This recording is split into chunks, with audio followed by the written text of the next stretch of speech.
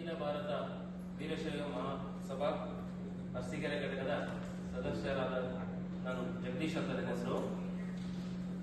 ಈ ಕ್ಷೇತ್ರದ ಶಾಸಕರು ಸ್ವಾಮಿ ಶಾಸಕರೇ ಶಿವಲಿಂಗೇಗೌಡ್ರೆ, ನೀವು ನಿನ್ನೆ ಒಂದು ನಗರ ಠಾಣೆಯಲ್ಲಿ ದೂರನ್ನು ಕೊಟ್ಟಿದ್ದೀರ.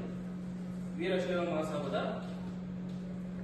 ಇಂದ ನಮಗೆ ಒಂದು ಕರಪತ್ರವನ್ನ ಎಲ್ಲಾ ಪತ್ರಿಕೆಯಲ್ಲಿ ಪ್ರಕಟ ಮಾಡಿದರೆ ಇದನ್ನ ಬಗ್ಗೆ ಸೂಕ್ತ ತನಿಖೆ ಮಾಡಿ. ಸ್ವಾಮಿ, ತನಿಖೆ ಮಾಡೋ ಅವಶ್ಯಕತೆ ಏನಿಲ್ಲ. ನಾವೇನು ತದ್ದು ಮುಚ್ಚಿ ಮಾಡಿ ಬಚ್ಚಿಕೊಂಡಿಲ್ಲ. ನೇರವಾಗಿ ನಾವೇ ಒಪ್ಕೊಳ್ತಾ ಇದೀವಿ, ಹೇಳ್ತಾ ಇದೀವಿ. ನಾವು ಮಾಡಿರೋದನ್ನ ನಾವೇ ಮಾಡಿದೀವಿ ಅಂತ ಹೇಳೋದಕ್ಕೆ ನಮ್ಗೆ ಯಾವುದೇ ಭಯ ಇಲ್ಲ. ನಮ್ಮ ಸಮಾಜದಿಂದ, ನಮ್ಮ ಸಂಘಟನೆಯಿಂದ ನಾವೇ ಮಾಡಿರೋದು ಈ ಕರಪತ್ರ. ಇದರಲ್ಲಿ ಬೇರೆ ಯಾರದು ಕೂಡ ನಮ್ಗೆ ಒತ್ತಡ ಇಲ್ಲ, ಇನ್ನೊಂದಿಲ್ಲ.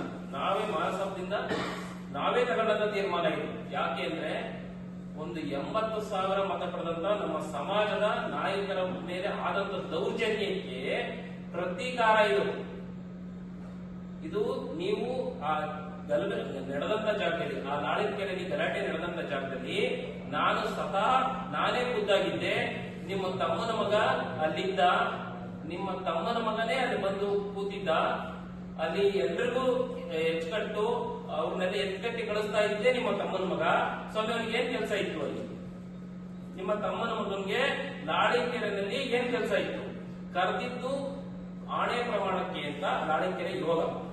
ನಾವು ಹೋಗಿದ್ವಿ, ರೆಡಿಯಾಗಿ ಹೋಗಿದ್ವಿ. ಆದ್ರೆ ಅದನ್ನ ಆಣೆ ಪ್ರಮಾಣ ಅವನು ಮಾಡ್ಲಿಲ್ಲ, ನಮಗೂ ಮಾಡಕ್ ಬಿಡ್ಲಿಲ್ಲ. ಬೇಕು ಅಂತೇಳಿ ನಿಮ್ಮ ಸಂಬಂಧಿಕರನ್ನ ಕರೆಸಿ, ನಿಮ್ಮ ತಮ್ಮನ ಮಗನ ಕಳಿಸಿ ನಮ್ಮ ಮೇಲೆ ಏನು ಗದಾಪ್ರಹಾರ ಮಾಡಕ್ಕೆ ನೀವು ಸಂಚು ರೂಪಿಸಿದ್ರಿ. ಅದು ನಡೀಲಿಲ್ಲ. ಅಲ್ಲಿ ನಮ್ಮ ಕೂಡ ಲಾಳಿಕೆರೆ ಗ್ರಾಮದಲ್ಲಿ ನಮಗೂ ಕೂಡ ನಮ್ಮ ಕಾರ್ಯಕರ್ತರು ಕೂಡ ಇದ್ದಿದ್ರೆ ಅದರಲ್ಲಿ ಅವಕಾಶವನ್ನು ಮಾಡಿಕೊಡ್ಲಿಲ್ಲ. ನೀವು ಏನು ಪಿತೂರಿ ಮಾಡಿದ್ರೆ ಆ ಪಿತೂರಿಗೆ ತಕ್ಕ ಉತ್ತರವನ್ನು ಕೊಟ್ವಿ ನಾವು.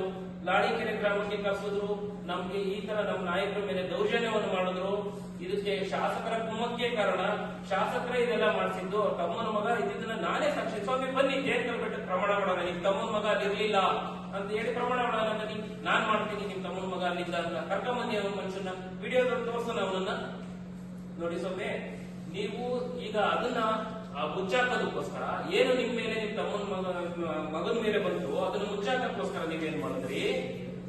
ನೀವು ಮುಚ್ಚಾಕ ಅಖಿಲ ಭಾರತ ವೀರಶೈವ ಮಹಾಸಭಾ ಅರಸೀಕೆರೆ ತಾಲೂಕು ವೀರಶೈವ ಮಹಾಸಭಾ ನಾವು ಏನು ಒಂದು ಕೂತು ನಾವು ಚರ್ಚೆ ಮಾಡಿದಾಗ ನಾವೇನು ತೀರ್ಮಾನ ತಗೊಂಡ್ವಿ, ಇದನ್ನ ನಾವು ಜನಗಳಿಗೆ ಮುಟ್ಟಿಸಲೇಬೇಕಾಗಿದೆ.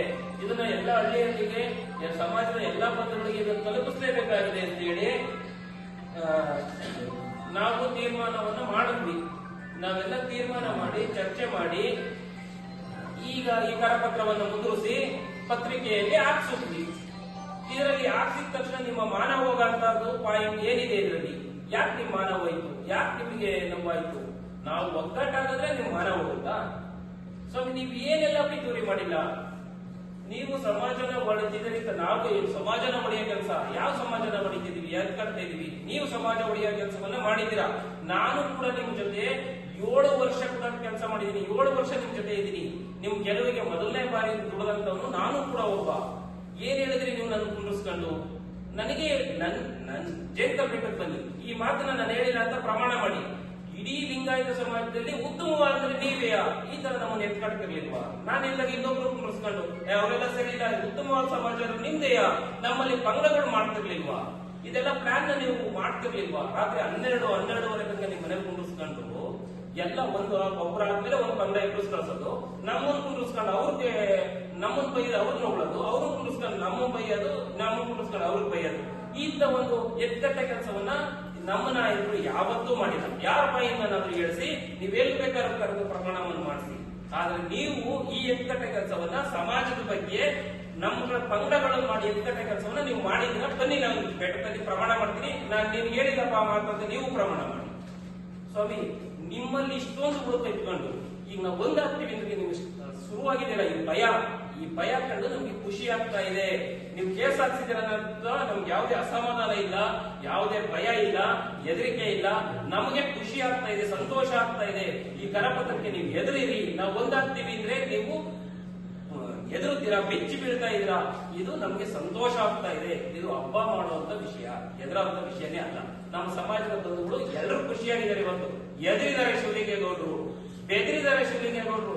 ಬೆಂಗಳೂರಿಂದ ಇದ್ರ ಮುಖಾಂತರ ನಮ್ಗೆ ನಮ್ಮ ಮೇಲೆ ಪ್ರಕರಣವನ್ನು ದಾಖಲಿಸ್ತಾರೆ ಅಂದ್ರೆ ಎದುರೋಗಿದ್ದಾರೆ ಶಿವಲಿಂಗೇಗೌಡರು ಅಂತ ನಮ್ಮ ಇಡೀ ಸಮಾಜ, ಇಡೀ ವೀರಶೈವ ಸಮಾಜ ಖುಷಿಯಾಗಿ ಹಬ್ಬ ಮಾಡುವಂತ ವಾತಾವರಣ ಬಂದಿದೆ. ನಮ್ಮ ಜೊತೆ ಎಲ್ಲ ವರ್ಗಗಳು, ಅಹಿಂದ ವರ್ಗಗಳು, ಎಲ್ಲ ವರ್ಗಗಳು, ಅಲ್ಪಸಂಖ್ಯಾತರು, ಅಹಿಂದ ವರ್ಗಗಳು ಎಲ್ಲ ಸೇರ್ಕೊಂಡು ನಮ್ಗೆ ಇವತ್ತು ಕೃತಜ್ಞತೆ ಸಲ್ಲಿಸ್ತಾ ಇದ್ದಾರೆ. ಒಳ್ಳೆ ಕೆಲಸವನ್ನು ಮಾಡಿದಿರಾ. ನೀವು ಈ ಇಷ್ಟು ವರ್ಷ 20 ವರ್ಷ ಈ ತಾಲೂಕಲ್ಲಿ ಏಡಿಗಳಂತೆ ಬದುಕ್ತಿದ್ರಿ. ಈಗ ನಿಮ್ಗೆ ಧೈರ್ಯ ಬಂದಿದೆ, ನಿಮ್ಗೆ ಸರಿಯಾದ ಸಮರ್ಥಕವಾದ ನಾಯಕ ಸಿಕ್ಕಿದ್ದಾನೆ. ಆ ಕಾರಣಕ್ಕೆ ನೀವು ಇವತ್ತು ಧ್ವನಿ ಎತ್ತುವುದಕ್ಕೆ ಸಾಧ್ಯವಾಗ್ತಾ ಇದೆ. ನಿಮ್ಗೆ ಧೈರ್ಯ ಬಂದಿದೆ ಅಂತೇಳಿ ನಮ್ಮನ್ನ ಇವತ್ತು ಎಲ್ಲ ಅಹಿಂದ ವರ್ಗದ ನಾಯಕರುಗಳು, ಎಲ್ಲ ಅಲ್ಪಸಂಖ್ಯಾತರ ನಾಯಕರುಗಳು, ನಮ್ಮ ದಲಿತ ನಾಯಕರುಗಳು, ನಮ್ಮ ಎಲ್ಲ ಸಮಾಜದ ನಾಯಕರು ನಮ್ ಬೆನ್ನು ಕೊಡ್ತಾ ಇದ್ದಾರೆ. ನಮ್ಗೆ ನೀವು ಶಬಾಷ್ ಅಂತ ಇದ್ದಾರೆ. ಇದಕ್ಕಿಂತ ಖುಷಿ ಬೇಕಾ? ಇದರ ಒಂದು ರಿಪೋರ್ಟ್ ಅಂದ್ರೆ ಇವರು ಎಲ್ಲ ಹೇಳ್ತಾ ಇರತಕ್ಕಂತ ಒಂದು ವರದಿ 2028ಕ್ಕೆ ಮೆಟ್ಟಿಲಾಗಿದೆ. ನಮ್ಗೆ ಮೆಟ್ಟಿಲು, ನಾವು ಮುಂದೆ ಹೋಗೋದಕ್ಕೆ ಮೆಟ್ಟಿಲಾಗಿದೆ. ಖಂಡಿತವಾಗಿಯೂ 28ಕ್ಕೆ ನಾವು ಜಯಶೀಲರು ಆಗ್ತೀವಿ.